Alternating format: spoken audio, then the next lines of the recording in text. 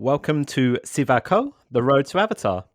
My name is Shaun Alexander, and I will be your guide through the world of Avatar and beyond. And today I have a special guest with me. Special guest, would you like to introduce yourself?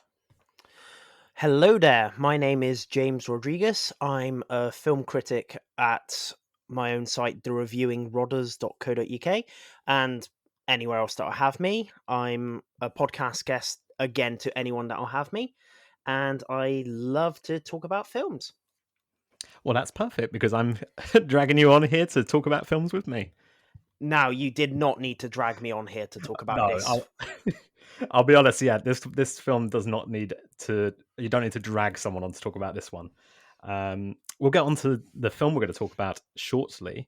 But before that, I like to get a flavour of everyone's Avatar knowledge and feel for what they're feeling about Avatar right now. Mhm. So, James, when did you first see Avatar? Well, I saw it when it first came out in the cinemas, actually. I went with a friend from college. We were both excited for it and caught on the big screen and the whole shebang, 3D and that. And afterwards, I remember their response was a bit muted, and I was more enthusiastic about what I'd just seen. And after that, I did rewatch it again with my family at home once it came to home home box office and that.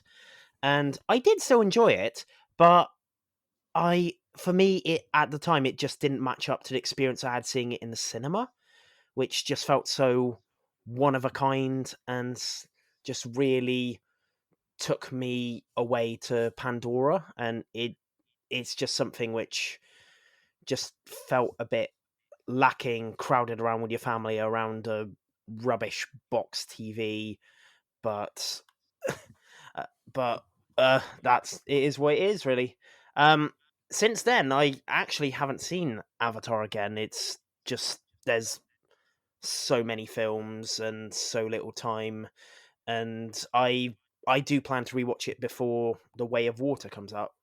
Um, so I'm very curious to see what my feelings are like the third time around and all this distance from it. Yeah, I mean, I feel like that's a great chance for you to re-explore it, and there is a re-release coming in September at the cinema. So I feel like if any time you want to get that cinematic experience back, that September's your time. Oh, that's perfect. Yeah, I'm hoping it's the extended edition, but I have a feeling it will probably just be the theatrical cut. Now, I haven't actually seen the extended edition. Is there much distinctive cuts to it, or is You it? know what? It's certainly got like some extra bits which just add a bit of extra character to certainly to some of the your more supporting cast, and I Mhm. think that just helps flesh it all out a bit more. I should really do an episode where I compare the theatrical to the extended cut. I think that might be a good episode to cover at some point in the future. Yeah, they certainly help people like me who are a bit in the dark about what's on the extra time edition of Avatar. Mm.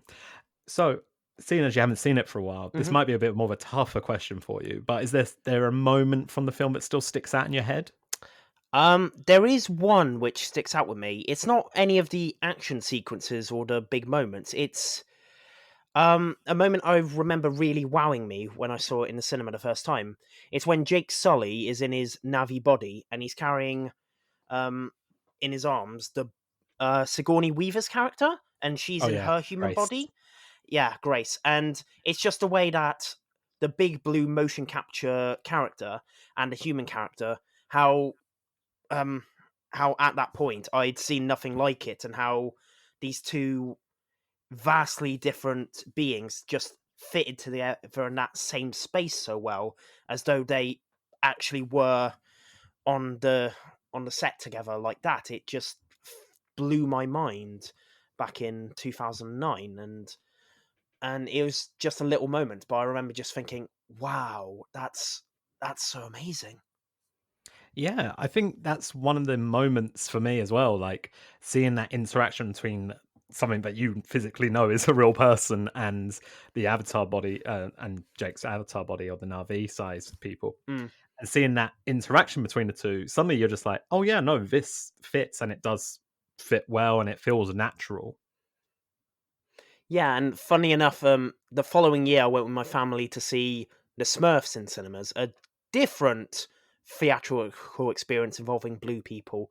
And there was just a bit where Neil Patrick Harris has shares the screen with a Smurf, and I just remember thinking, yeah, that does not fit well. And I even compared it with Avatar because it's like, this is how you do it. This Smurfs, that's how you don't. You know what? That's a really interesting comparison because you can think, oh, both got blue Mm. people in it. And well, for Avatar, obviously the blue people are a bit taller, Smurfs a lot smaller. But it is that size comparison, and it's like the interaction between real people and CGI, and how that integration works and whether it does work. Mm. I I also think Cameron spending so long and trying to fine tune Avatar to fit his vision is really helped it come alive in the way he wanted so much. Mm, definitely. So, final question for you in Hmm. terms of our little Avatar talk before we get onto our main topic. How excited are you for The Way of Water? Now I've been up and down over the years regarding my thoughts on Avatar, and I think it's just the sitting back and waiting for it to come out just didn't work for impatient younger me. He was just like, "Oh, come on, get on with it."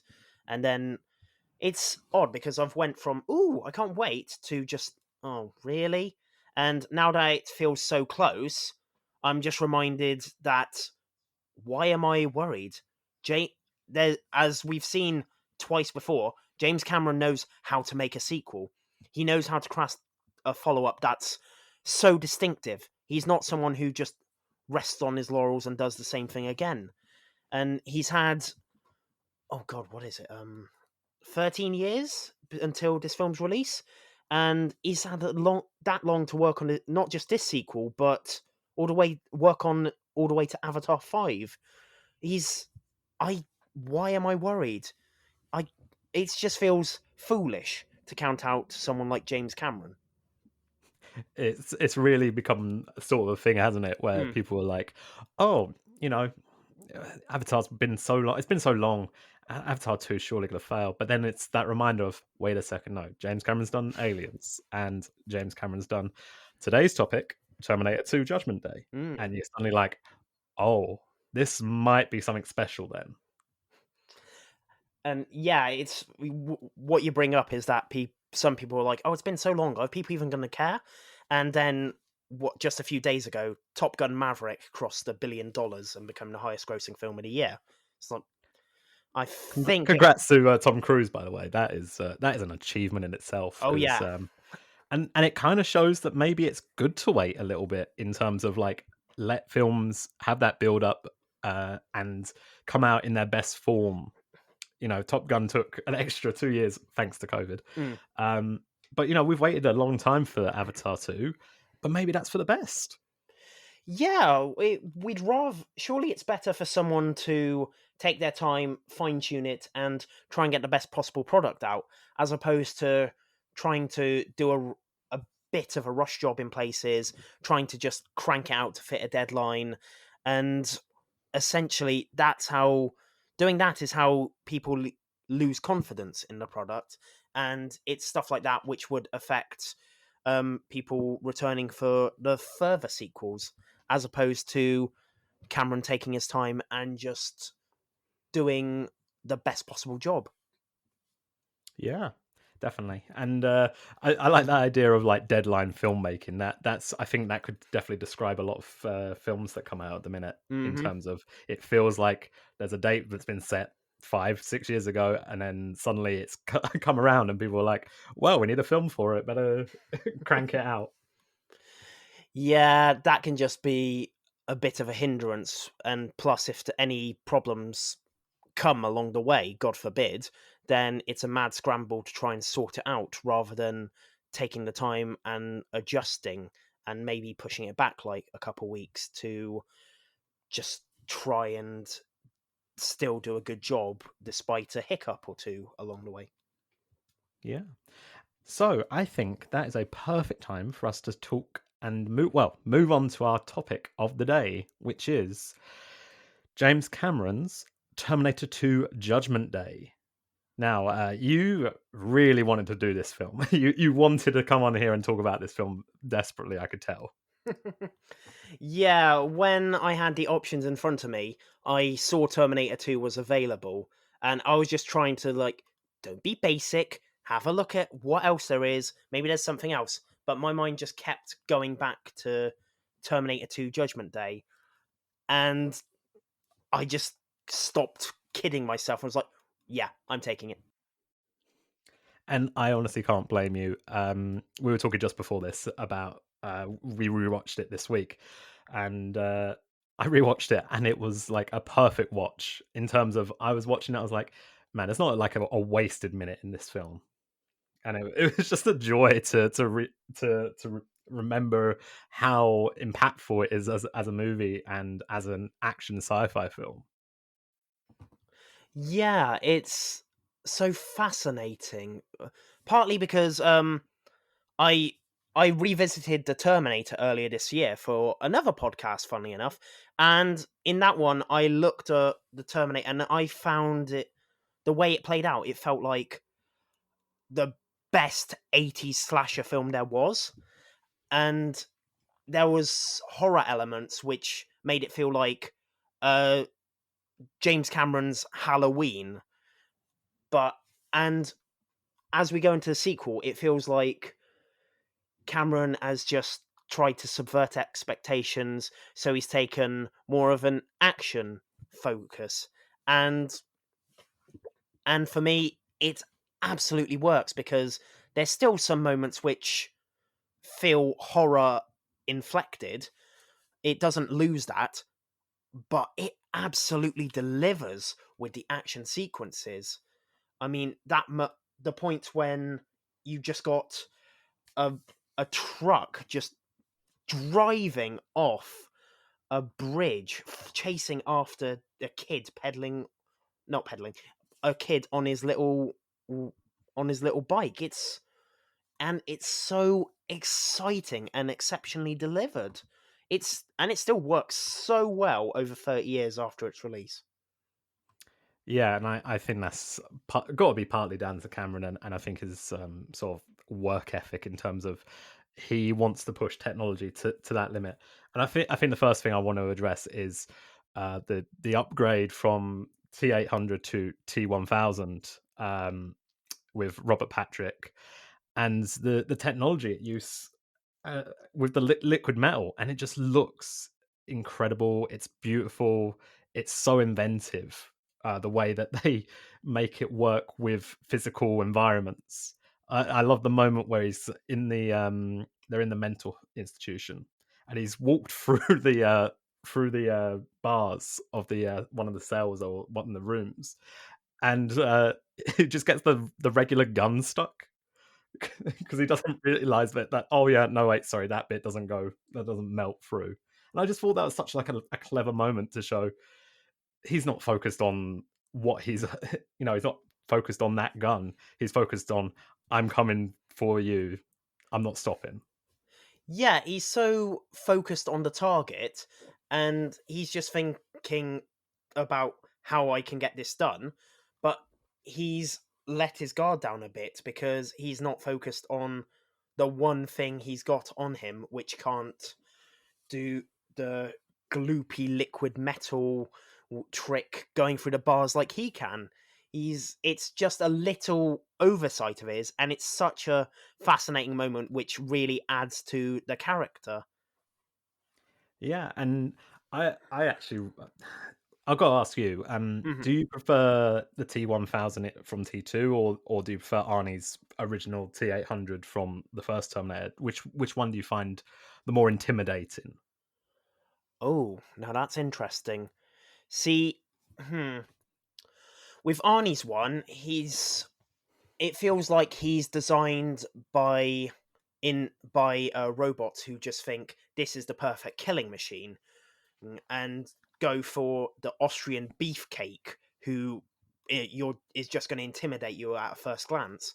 But then you've got Robert Patrick's T1000, who's more slender and agile, and but he's more disguised as a regular guy. He's the kind of person who'll disarm you, who'll chat with you, and who can just get close to you before making the kill. And I think T800 is more intimidating, but I think T1000 is the more subtly frightening one in how he can just disarm you and then get you when you don't expect it. I mean, just look at what happens to Xander Berkeley. Mm. Yeah, so at several points, he's taken on the form of other people, Mm. and that sort of stealth tactic really like shows to be like a powerful weapon in itself. Oh, it's so excellent. I mean, just what better way to let your guard down than with someone you know and trust? Yeah, that's it. And I feel like as well, obviously, this is going to be a quite a. I feel like this is a topic that comes up a lot in people's discussion about T2 is the T1000 takes on the role of a police officer. Hmm. And I find that really fascinating. And I know, I'm sure James Cameron's talked about this before about how it's about that sort of how, there's people when they will be skeptical of the police, and there'll be other people who are trusting of them regardless of their intentions. And I think that's such an interesting way of having your killer robot be a police officer and taking advantage of people's goodwill in a way. Hmm. And I think it's a great way to also disarm audiences because, um, as the film plays it, it's a marvelous twist that Cameron plays with audience expectations to have the Arnie, the person we saw being the villain in the previous film, the person who's the lawless, dressed as a lawless biker, is the good guy who's protecting the future savior of humanity from a police officer, the person who can easily go around and to random people and saying, "Have you seen this kid?" and just gets a lot of honest directions from people who trust and believe he's in the right. And I think it's an excellent tactic which Cameron had in mind, which makes it a shame how historically the trailer spoilt the big reveal and just outright said Arnie's the good guy this time round. I was going to mention that because that trailer always plays in my mind as like the ultimate. Um, oh no, we shouldn't have done that because I just wish I could have been in the audience or like seen Terminator 2 for the first time, not knowing that fact that Arnie's back as the good guy. Hmm. Yeah, that's such a fascinating thing. I mean, I suppose the question is how many audiences would have gone and seen the film already having seen the trailer, because I suppose there isn't such a trailer culture that we could have all people could have all watched it in just on the comfort of their own homes. It could have been hidden from a lot of people, which makes it a shame that they didn't do more to hide that. But I suppose considering some of the further trailers for further Terminator installments, it's just feels like the start of a grand tradition with this series of spoiling things in the trailer. In the trailer. Oh, it really has, doesn't it? Mm, I'm trying to remember. It was definitely not. It's Terminator Genesis was the yeah. one that I remember that did it probably the worst in terms of being like, here's John Connor. Oh, sorry, I'm going to spoil Terminator Genesis for anyone who actually cares. Um, I do apologize for anyone who does care about Terminator Genesis. But yeah, they've spoiled that John Connor's a robot from the future. Or was he a robot from the future? He was definitely a robot. Yes, because he comes back in time to meet his mother from this alternate timeline, and don't get me started on that film. It's I would take a while to try and remember. I know there's like time travel within the time travel, hmm. but I can't remember exactly the the jump in dates and things like that. You know what? While we're on the topic of Terminator Genesis, out of the, I'm going to rule out Terminator and Terminator 2. Yeah. Out of the remaining Terminator films, which is your favorite? Okay. Now, I haven't seen Terminator Salvation. Um, Terminator 3, I remember watching when I was younger on like Channel 5 or something, but I haven't seen it in a long while, so I can't really comment on that. So that leaves Genesis and Dark Fate.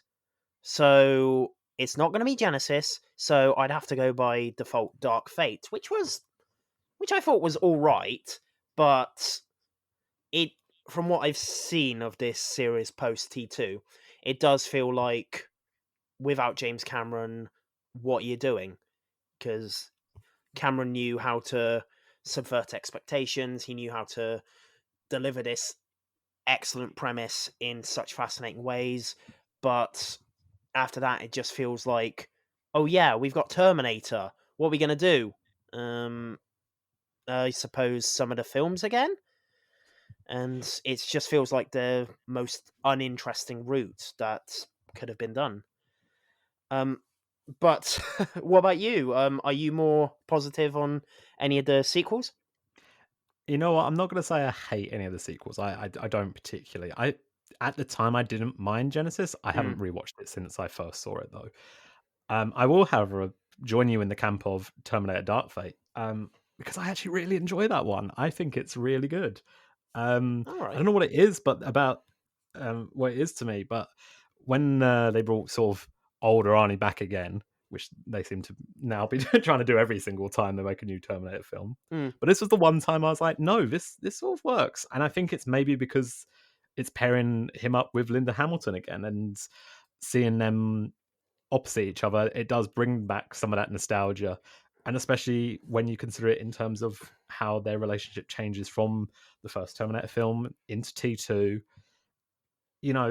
there is a lot of history there, and it's interesting how they play that one out. And yeah, I don't think they did the worst job at it. Mm. It's really interesting how after Terminator 2, the series just seems to settle into the groove of keeping Arnie in as the good guy. How it feels like people love T2 so much that they gotta keep Arnie in, no matter how many T800s he plays. It feels like he still has to be the good guy who helps out John Connor or Sarah Connor or whoever. It's quite interesting. They never went back to, oh, he's still programmed to be the villain, and set him as one of the prominent villains throughout the film. Well, you say that, but in Terminator Salvation, he does come back as a villain. Oh, is he in it for long?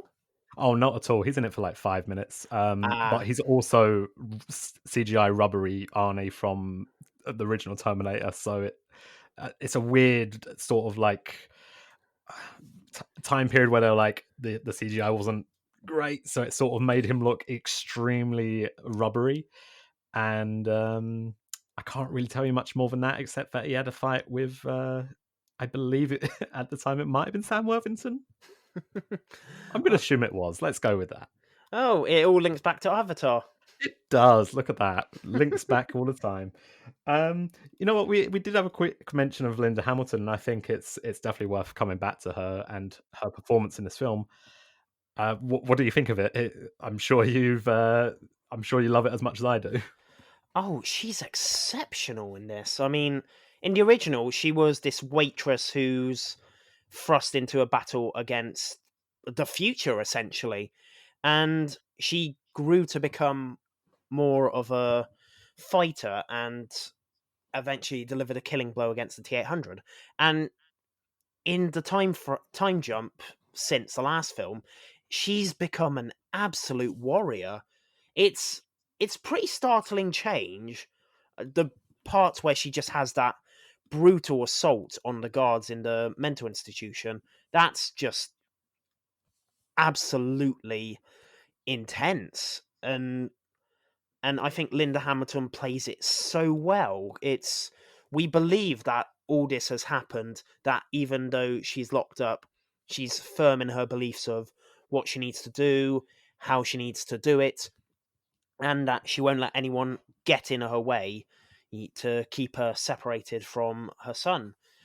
And it's fascinating how well she plays all that, but she still becomes the terrified person full of trauma as soon as she sees the T-800 coming out of that lift. And Hamilton just does an exceptional job. I'm gonna put that as like my favorite moment from this film. I Mm. think that moment she turns that corner, sees Arnie's T800, and just turns immediately straight back into the Sarah Connor of Terminator. And because we from that point beforehand, she feels like an entirely different character because of the of the trauma she suffered. And James Cameron loves showing a person who's gone through trauma. Um, that seems to, or I would not be surprised if Avatar 2 is filled with people filled with trauma. But yeah, she comes back and suddenly she's back in and into being Sarah Connor from Terminator, fearful for her life because that is the monster that chased her down and has caused her misery since. And it takes her a while to trust him. And I like that there's not that instant change for her. Mm. Yeah, it's only as she sees John and the T-800 bonding in this sort of father-son relationship that she sees that it is possible that this T-800 is not like the one that caused her such trauma through that horrific experience. But it in but what I found fascinating is how as the Terminator becomes more human and Sarah feels more determined, like she has become the Terminator, right down to when she arrives at Enrique's location to get her stored weapons. She demands from him food, clothes, and his in his truck, much in the way Arnie did at the beginning of the film. Yeah, you know what? That's a really good link. I love Mm. that, and I didn't notice that, but yeah, that really really does. It's so reminiscent of it, and yeah, you know what? That introduction of Arnie at the beginning of this film, it is fantastic as well. It's it's played out so well in terms of like him rocking up to this bar in the full nude, as you'd imagine, Mm. and just wrecking the place and having a great time with it. That poor guy gets thrown on a burger grill, having the worst day of his life now. Um, That might just be the most badass moment I've ever seen on film. Just from him strolling in to take this man's boots, clothes, and motorcycle to walking out set to bad to the bone. It just feels like such a cool moment to just to let viewers know, don't worry, this film's gonna rock. I feel like with any other filmmaker, that would have felt like incredibly cheesy, Mm. especially like Bad to the Bone. Like that is any more on the nose, and it's deep in your face.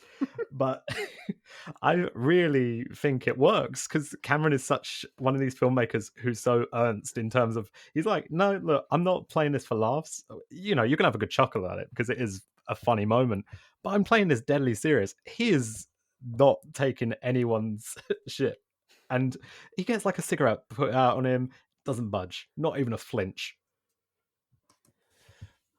No, exactly. And to be fair, it's that moment we people do overlook it, but he doesn't kill any of these guys. He doesn't exactly let them get off lightly, but compared to the original Terminator when he killed those gang members who were trying to knife him and that, and in this one he gets stabbed, he gets shotgun bl- shotgun warning essentially, and he lets these people go.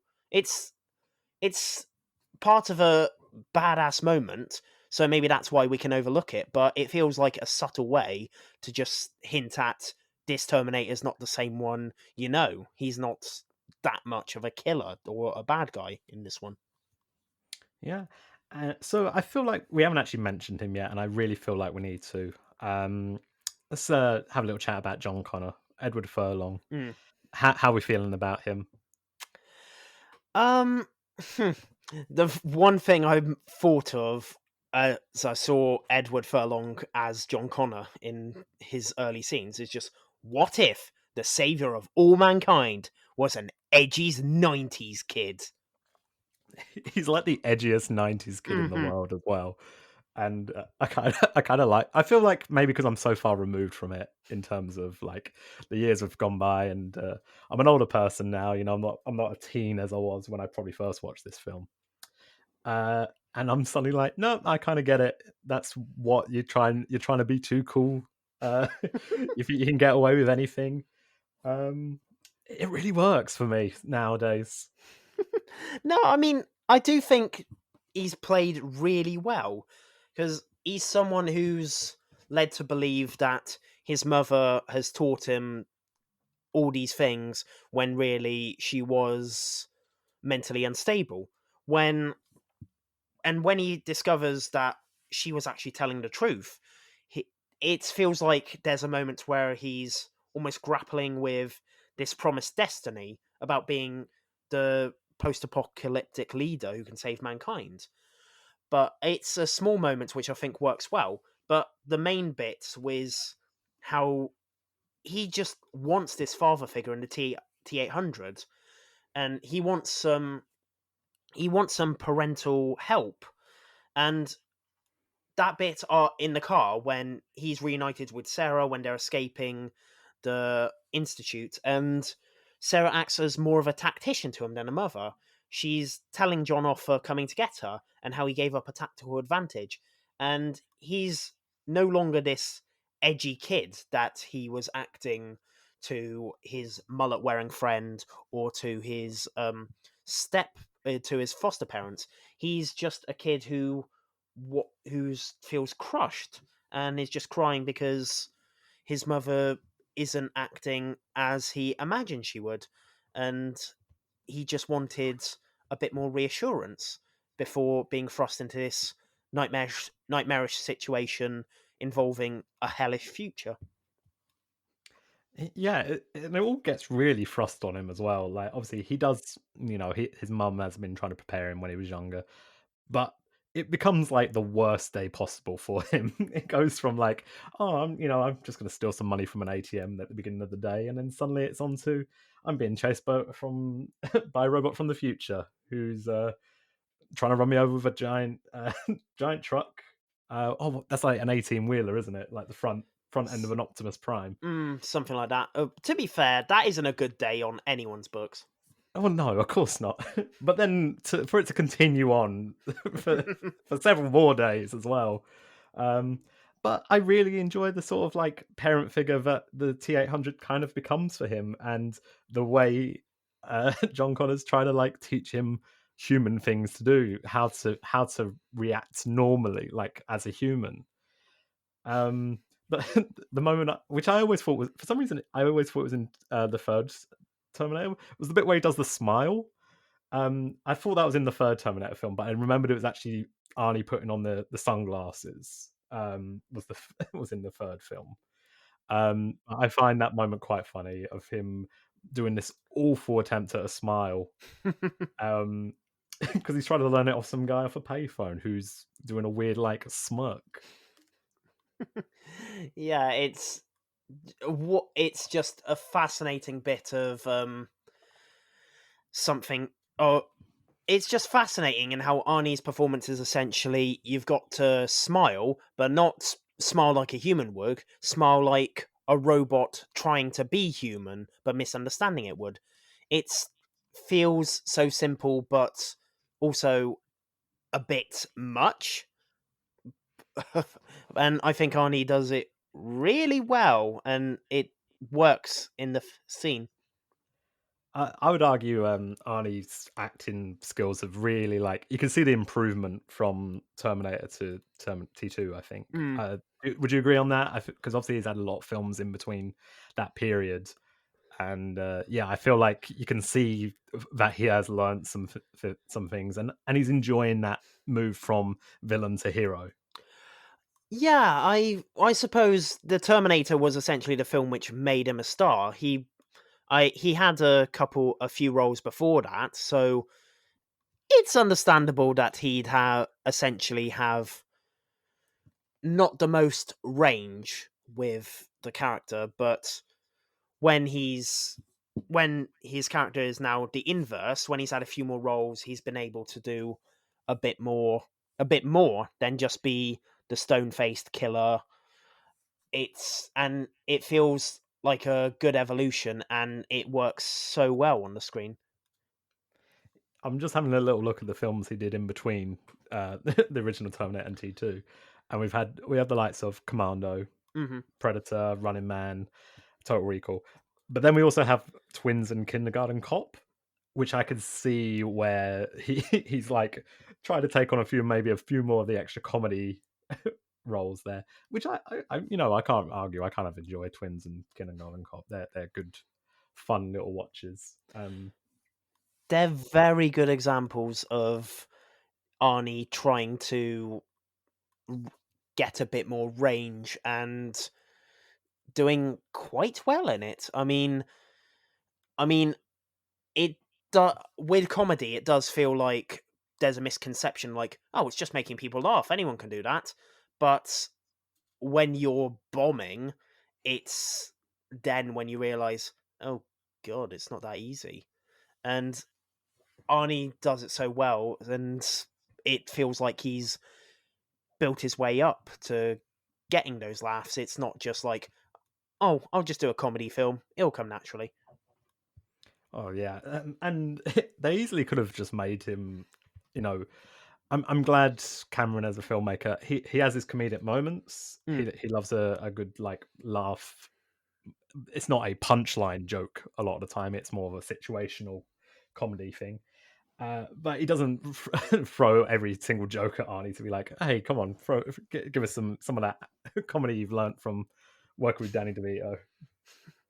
Yeah, it's not just him being the goofball who's trying to be more human with his shorter brother. It feels like the comedy comes naturally from the situation this film delivers, rather than trying to reskin what he's previously done.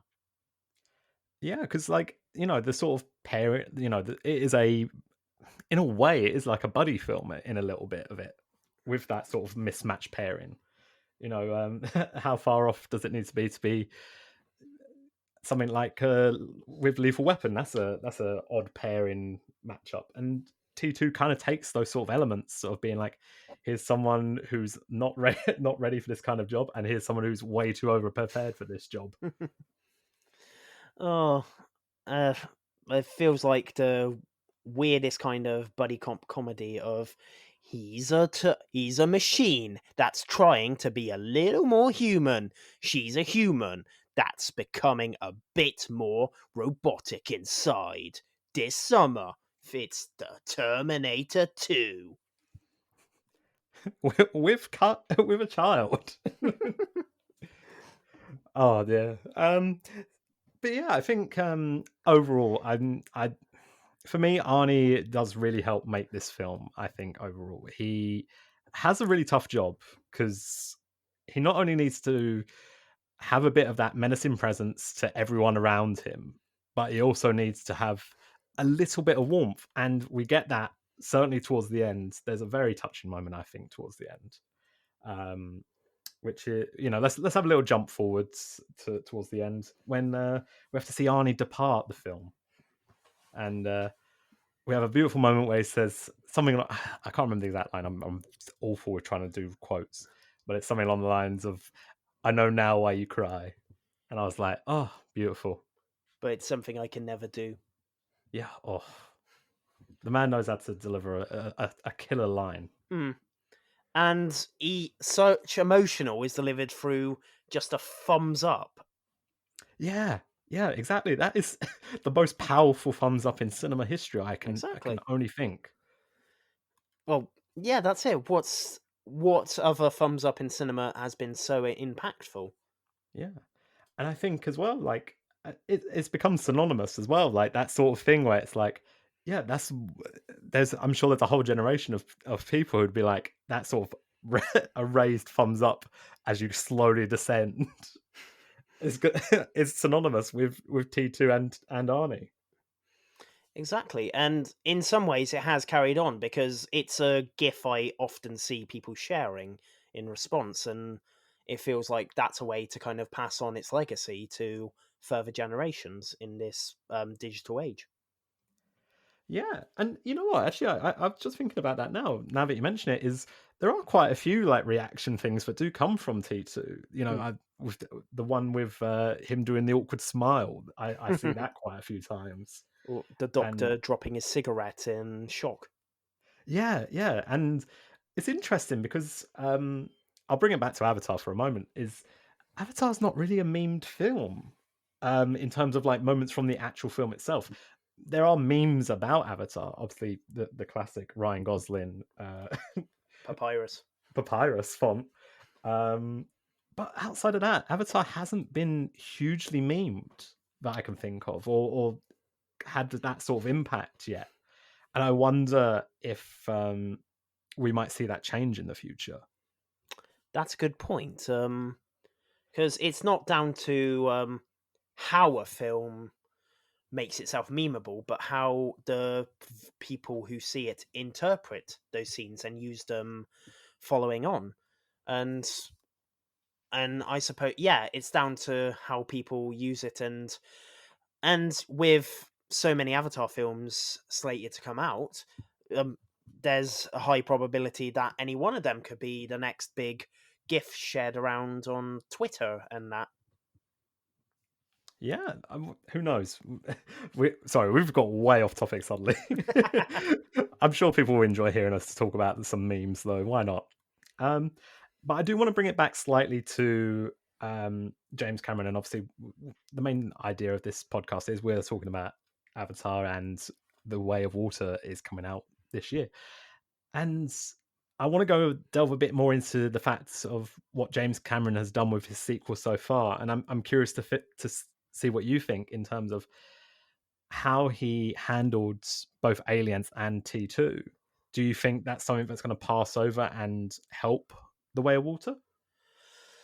I mean, I see a I see Terminator as a horror film, as I said, and Alien was undoubtedly a horror film. And in both instances, Cameron focused on action elements when bringing on the sequel, while not letting go of what worked for the predecessors. Um, so regarding the Way of Water, I think, well, I wonder if Cameron is going to bring in more action elements to the film because there seems to be a bit of a pattern there. But from the biggest pattern that I can see is James Cameron has essentially delivered two films regarded as the greatest films ever made and the greatest sequels ever made. It's him doing another sequel. Come on, that's like Christmas for cinephiles. That's the hope, and obviously we'll get it as a nice Christmas present, hopefully. Oh, very true. And one thing I want to mention is that there is this sort of focus and this move of focus from the Alien and Terminator are very focused on the singular person dealing with a threat, whereas Aliens and T2 are the sudden focus on family having to deal with this threat in a different way. And I think that could be the way that The Way of Water is kind of um, influenced by his past sequels. In that, obviously, we know Jake Sully's back, Neytiri's back. They've got some kids. Hmm. There's a family suddenly, and they're going to have to deal with a probably similar threat. It looks like. So maybe that's the connection. Oh, that's an interesting idea. Yeah, that is a good point because it's expanding the world and of what the first film did, and doing it, and better way to expand it than family. And we get Vin Diesel in the movie, which is perfect Oh because of my god, family. he is. I completely forgot that. We don't even know what he's doing in this film yet. I really hope we find out. You know what? Actually, I don't want to find out soon. I want to find out when I'm watching it and be like, there he is, Vinny D. family. Oh, Um, yeah, we don't even know if he's what part of a alien race like a Navi or another race that's going to come into play in this film. yeah, and that's kind of exciting. I like the sort of mystery around it, and I really hope we don't get a Terminator 2 situation of suddenly everything is spoilt as we go into the film. But I don't think that's going to happen. That first trailer gives us like nothing. It is just like a mood setter, and I really just hope that we get another trailer, and it is again just a little bit of story, but mostly mood. Hmm. Yeah, it feels like the kind of trailer that a big name director like James Cameron would absolutely say, "This is how I want it. Don't give away anything." And to be honest, when you're the director who is responsible for the first two films to gross over $2 billion, it makes sense that he can pretty much demand what he wants, and for good reason. Yeah, I think his his list of demands can literally be anything, and he will get that. And I think that's why he's been afforded this amount of time as well, because there is such goodwill from his previous films, and people know it's going to make money. T2 is definitely not a unsuccessful film. No, it was the biggest, highest grossing film of the year it was released, and the third highest grossing film of all time at that point, which Cameron doesn't exactly make modest hits, it seems. Yeah, he's like, oh, I'll do either like I don't know what third best film of all box office of all time. I guess I'll do the first best, the top film this time. I guess I'll do it again. You might have to settle for third again this time. I guess. Yeah, because unseating yourself just feels like that meme of Obama giving himself a medal. Oh, you know what? I'm gonna demand someone make that for James Cameron if he hands it over to himself. I mean, he already has before because he handed himself it from Titanic to Avatar. Uh, honestly, it's amazing the amount of money his films make, and he just clearly something about his filmmaking style just hits audiences right. And T2 is the perfect example of that in terms of I watched it and I was enthralled from start to end. There wasn't a single minute of it where I was distracted, bored. I watched the extent. There was this. I think I watched the extended edition, and even that I was like, perfect. Nothing. Add more somehow. uh, I watched the shorter version, the theatrical release, I believe, which was still 2 hours 17 minutes long, so not exactly a breeze of a minuscule runtime in that. But I think Cameron's just a kind of director who knows what he wants and delivers it so well, and it's the perfect combination of just his own signature vision and knowing what audiences will love. He's just a guy who's like, okay, what if I take this film about a massive tragedy and turn it into a 3 hour romance and disaster film? Boom! Biggest film of all time for a long while. And oh, what if I take this beloved horror film or this beloved sci fi film and do a sequel? Boom! Audiences love it in ways that follow ups just can't match up to. It just feels like Cameron's almost taunting viewers to be like, oh yeah, what are you gonna do? I'm gonna take these ideas which you're gonna maybe be uncomfortable and unsure about, and I'm gonna deliver pure cinema. And that's it as well. He's like constantly delivering.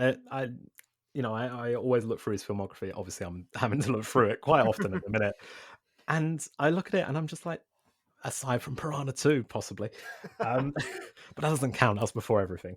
There's not a bad one. There's not a single bad one. And that's the thing. Like people will be like, oh, Titanic's, maybe too long, but it needs to be that long. Honestly, it really Hmm. does. We are getting way onto just James Cameron love affair here right now. So I want to bring it back to T2. We've talked about some of the big action moments so far, including the old 18-wheeler Hmm. chase along what I like to think of as just Grand Theft Auto cutscenes moment. And we've also talked about the attack in the mental institution. But I want to talk about the attempts to destroy Skynet because it comes with Arnie getting to wield a beautiful minigun and wreak so much havoc with it. I just get so much enjoyment out of miniguns. There's just something about it. It's so visually excellent as well because it's such mass carnage in such short bursts, which and Arnie absolutely seems to have a ball with it, while his character is just doing the whole thing of, "Don't worry, I'm not going to kill him. I'm just going to scare him." This is it's such the loosest term of I'm not going to kill them. I'm telling you now, several of those people would have died. There was so much, like so many kneecaps taken out in this film. This might be the most kneecaps. I mean, just from shock alone of being shot in the knee, is there must be at least one person who didn't survive that. You'd think so. Uh, um, and I really enjoy that sort of action sequence within the attempt to build Skynet again. Which again, guys, why are we trying to build a? We know this robot hand is bad. Don't try and make it earlier. It seems an awful idea. I like how all these are like cautionary tales, but immediately if this happened in real life, I'd be like, of course it did. Oh yeah, it absolutely would be the thing of things filmed warned us about happened because we're too stupid to learn from the films we watch. And I think that's exactly true with Scott Cyberdyne essentially doing a self-fulfilling prophecy because they progressed their technology with machinery sent from the future under orders of Skynet, and finding that leads to them essentially creating Skynet. It's just one big circle which they've doomed humanity within. I love that they're just like, yeah, we're just gonna make it happen. Why not? Ugh. Also, it really feels like the whole "oh no, I've been bitten by a zombie, but I'm not gonna tell anyone" moment. I feel like that rings true in terms of like humanity is just doomed, gonna doom itself. Don't worry about it. Yeah, that seems about right. Nothing worse than humans. Maybe that's the actual. You know what? This might be the James Cameron thing, which is humans are the worst. It really fits with a lot of the films he's been making. Well, I can't blame him. I mean, look at what's been happening the past 2 years. I mean, humans I are mean, the worst. yeah, definitely. And you know what? I gotta say, it's interesting to see how Cameron sort of portrays technology and how humans react to it as well. In terms of like, oh, we're seeing not not just there should be a fear of technology and maybe too advancing too far and a whole be careful what you wish for sort of thing. Hmm. You know, there's Cyberdyne in theory have a idea where they're like, this will help people. Why are we got to worry? We're not going to do anything bad with it. When it's like you've had the warnings, and Avatar definitely has sort of similar things where it's sort of like, you know, you've come to Pandora and you're expected to just take the unobtainium and not make a mess of the world. And look at what you've done. You've made a mess of the world. Yeah, that sounds like humanity in a nutshell. It really does. It really does. Um, so I'll ask you one final question in terms of T2. Hmm. Have you got have you got like a favorite moment for yourself that really stands out to you? Like immediately when someone says, "Oh, let's watch T2," there's a moment that you're like, "I can't wait to watch this bit again." There are so many bits. I mean, the bad to the bone moment, the chase on the just a chase on the oh, I can't remember what it's called.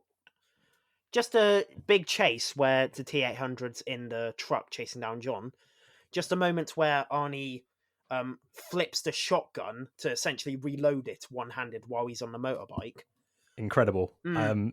That's I'm sure those have played it.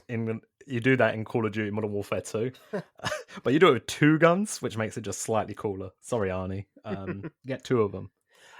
But I got a highlight in Sarah's Nightmare where just her burnt skeleton is just on show from the nuclear blast she imagines.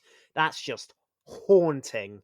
And again, another meme moment, because whenever it's so hot in the UK, people just post that gif around, and it's it's just fitting, but also a reminder of how horrifying that film can be. It really is. And you know what? I actually wanted to mention that moment because that again is another top moment Mm. in terms of just showing her fear and that sort of transition from her inside the mental institution in the hallway, breaking through that door straight onto this playground.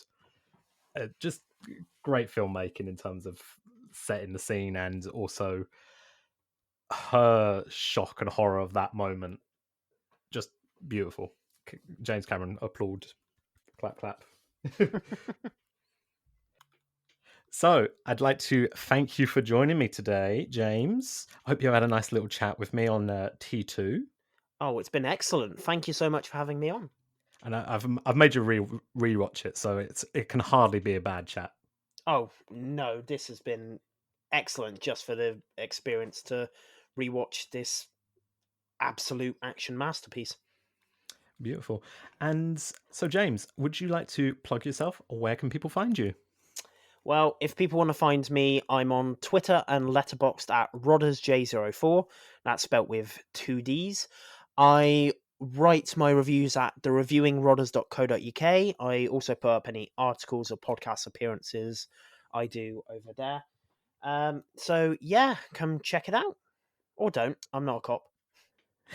Amazing. You should definitely check it out. I love your writing. Oh, thank you. That's so Yeah. nice. It's nice to, you know what, I love being able to talk to people on here and tell them I like their work, so it's quite fun. I get to just tell everyone they're really good at their jobs. Now I don't feel so special, actually. Oh no, I promise, no, it's just you. I only told you. And I would like to ask you one final question, which is, if you by any chance get an invite to Avatar: The Way of Water premiere, can I be your plus one? In the very, very rare occasion I get invited to the sequel to the highest grossing film of all time, you can absolutely be my plus one. Beautiful, because I'm asking every single guest, which means eventually I will find someone who's actually going to the premiere, hopefully. Ah, playing the odds. That's You know that's what? smart. I'm looking at having at least 20 to 30 episodes by the time that film comes out. Surely someone's going to get there. Well, chances are, yeah, there will be someone. We'll see. We'll see. But thank you so much. I've had a lovely chat, and it meant I got to watch T2 again, and it had been a few years, so I'm hardly ever going to complain about talking about Arnie and Terminator in any form. Much agreed. So thank you all for joining us. Hope you had a nice time listening, and we will speak to you again soon. Goodbye.